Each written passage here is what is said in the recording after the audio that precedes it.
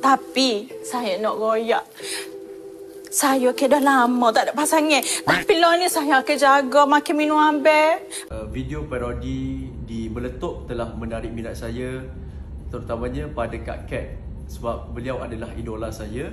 Dan saya tak sangka yang Kak Kat boleh bawa watak Datuk Seri Vida sangat menjadi. Saya tak pernah tengok orang bawa watak yang begitu menjadi dan amat menghiburkan. Cuma saya betul-betul terkilan di saat saya mengalami depression yang agak ditekan dengan pelbagai tomahan.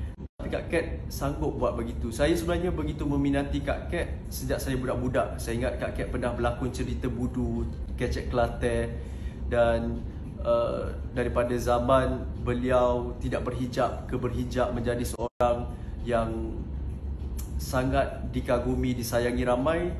Tapi saya sampai terfikir, adakah Kak Kat melakukan ini sebagai satu sindiran ataupun hanya kerana dapat bayaran Kak Kat sanggup buat macam tu.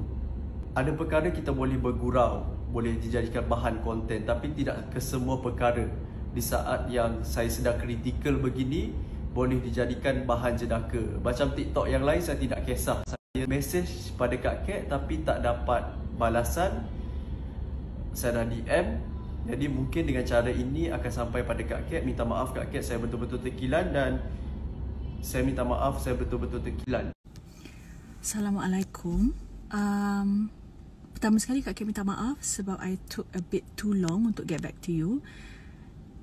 I was busy dengan my own family at home, ya, walaupun mungkin Iqbal merasakan Kak Kat sengaja nak berdiam diri, sengaja tak mau jawab ke apa. Tapi hakikatnya bila kita bersama family dekat rumah, masa kita tu sangat-sangat padat, ya. So harap Iqbal faham. Dan menjawab kepada isu Iqbal mengatakan adakah Kak Kat buat parody tu sebab duit, I would like to explain pada Iqbal, tidak semua benda dalam hidup I berkiblatkan duit. Okay, apatah lagi sebagai seorang profesional, I would do my job based on kehendak, based on keperluan, based on professionalism I as an actress. Tetapi menghormati pandangan dan perasaan Iqbal, Kak Kat minta maaf dengan hati yang terbuka. Mudah-mudahan Iqbal akan berasa lebih tenang dan damai selepas ni. Sebab Kak Kat juga terkejut, ya, apabila Iqbal mengatakan Iqbal seolah-olah menghadapi depresi kerana masalah Iqbal.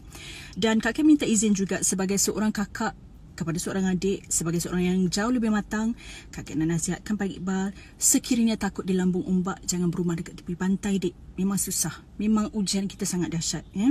Dan pada Iqbal yang seolah-olah menceburi dunia selebriti, dunia di mana orang akan mengenali kita, Iqbal kena sangat kuat. Okay, so jangan ambil benda-benda yang kecil sebagai sesuatu yang akan memberi kudis pada Iqbal, ya. Mudah-mudahan Iqbal juga menerima permohonan maaf Kak Kat ni. Assalamualaikum dan terima kasih.